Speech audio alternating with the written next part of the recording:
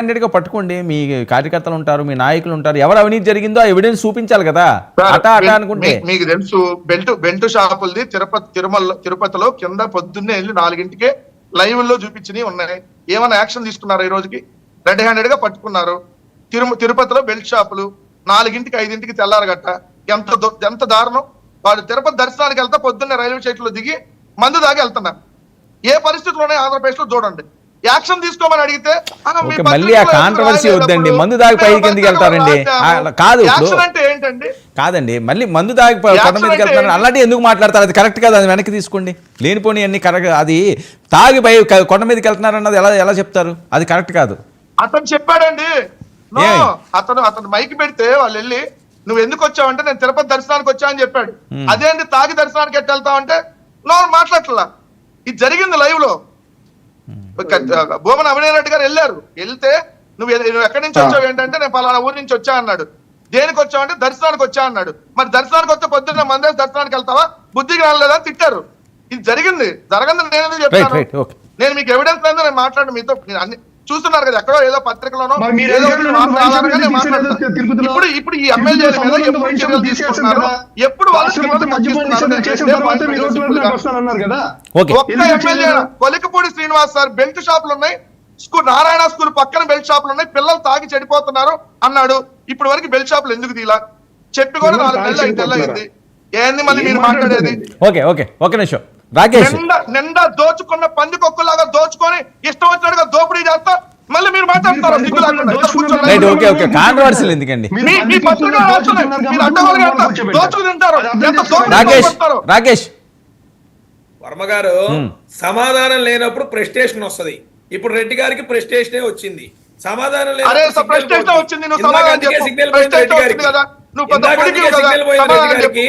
అదే చెప్తా ఉన్నా. నేను ఒకటే చెప్తున్నా, వీళ్ళు ఎంత స్టార్ అంటే అభినయ్ రెడ్డి గారు రోడ్డు మీదకి వస్తారంట. వినండి సార్, అభినయ్ రెడ్డి గారు రోడ్డు మీదకి వస్తారంట. రోడ్డు మీదకి వచ్చిన అభినయ్ రెడ్డి గారికి సడన్ గా ఒక అతను ట్రైన్ దిగి వస్తాడంట. సార్ నేను మందు కొట్టడానికే ఇక్కడికి వచ్చా,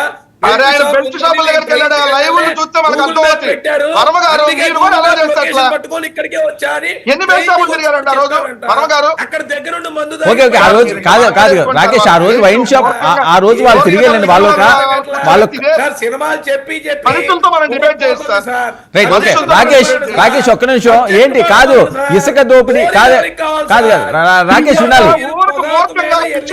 రాకేష్ ఒక నిమిషం వెంకటరెడ్డి, ఒక నిమిషం అండి. నేను మాట్లాడుతున్నాను కదా రాకేష్.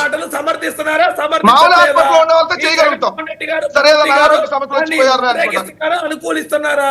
దాని మీద మీరు స్టేట్మెంట్ ఇస్తారా ఇవ్వరా? మీ స్టాండ్ ఏంటి అది చెప్పండి. మీకు ఎక్కడో మాట్లాడతారు.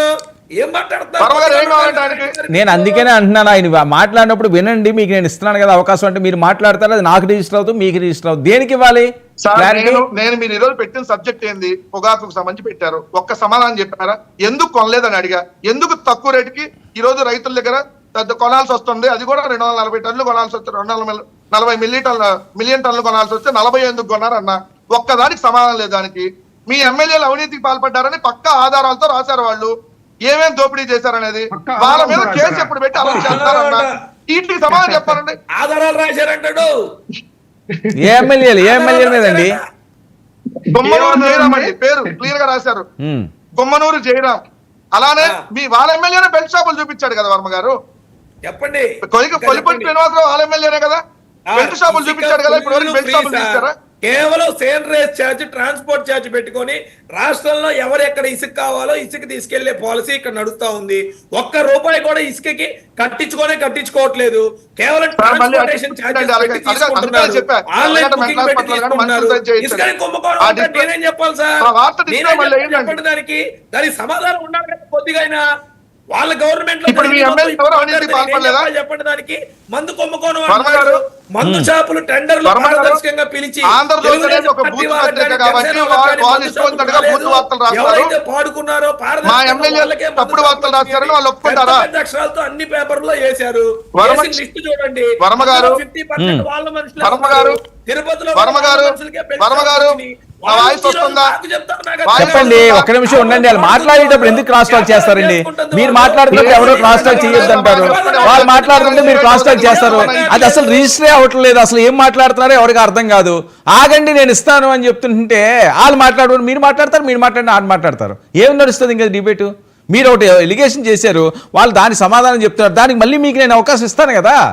ఇద్దరు అరుచుకుంటుంటే ఏం చెప్పారండి అని నన్ను అడుగుతారు. రాసింది తప్ప రైటా అని చెప్పండి సార్, సింపుల్ గా అయిపోయింది కదా. తప్పు అంటే తప్పు, లేదండి వాళ్ళు రాసింది రైటా.